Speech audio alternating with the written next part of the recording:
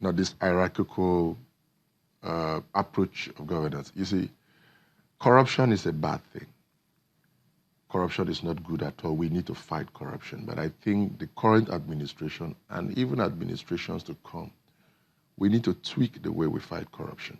Don't forget that part of what has kept us in this economic mess is not just the downing of the oil price.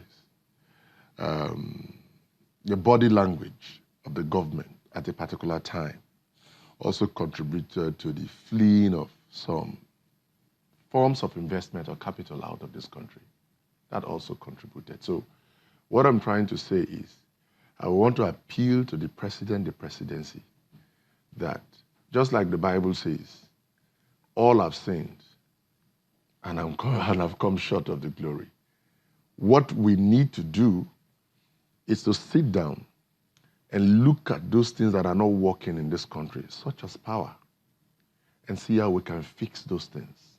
Because the multiplier effect is that it's going to help fix a whole lot of other things. Because, you see, when we approach the government in the manner we are approaching it now, the fight against corruption, it's even rubbing off on the president, because while you are fighting, people are also asking other questions. Are you clean? Even if the president as a person is clean, what is around him? Is he clean?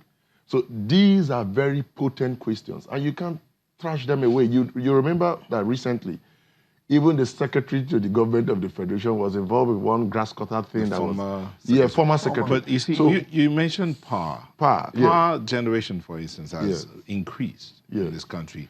The highest in a very long time, up to 7,000 megawatts. Yes. That's something we should celebrate. No, hold on. Okay. The fact that generation has gone up, that's something we should celebrate. Now, the other arms of the power sector, is it a question of no standards or no enforcement of those standards that are existing? Is that where the problem is?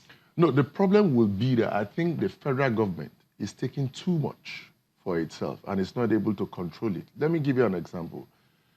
The state I come from, Bayelsa State, is endowed in gas. We are one of the littoral states.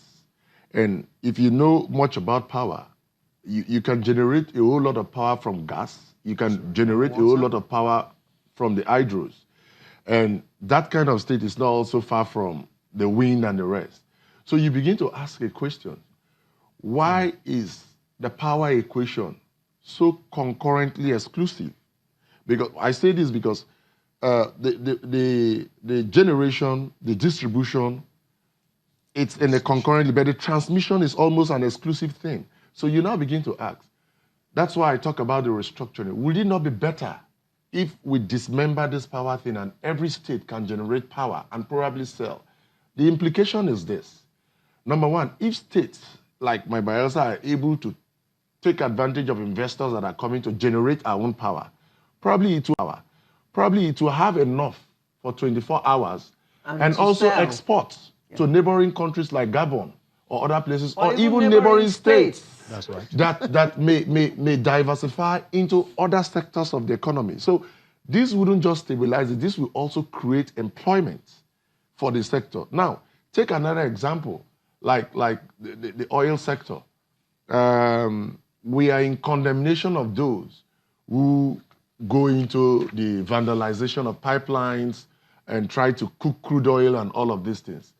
And the vice president, then was acting president, came to the Niger Delta region and talked about how they can come up with modular refineries and redirecting these negative energies. Now, we have a country where we are spending so much of the billions of dollars in importing crude oil. That doesn't just stop at importing the crude oil. It also means we're exporting a whole lot of jobs. Importing refined products. Importing refined products, so to say. So it doesn't just stop at importing the refined product. It also means that we're exporting a whole lot of jobs to those countries that are exporting. So what have we done as a government to encourage these little pockets of refining across the country, you understand? So we need to begin to concentrate on those things that will help this country work rather than chasing the whole box. Because I think for now that the federal government is taking too much. The federal government needs to shed some responsibilities and allow and empower the states more. So for us to move forward, we need to concentrate on, like I said, how we can rediscuss. I don't want to use the word restructuring so that I don't sound like some quarters.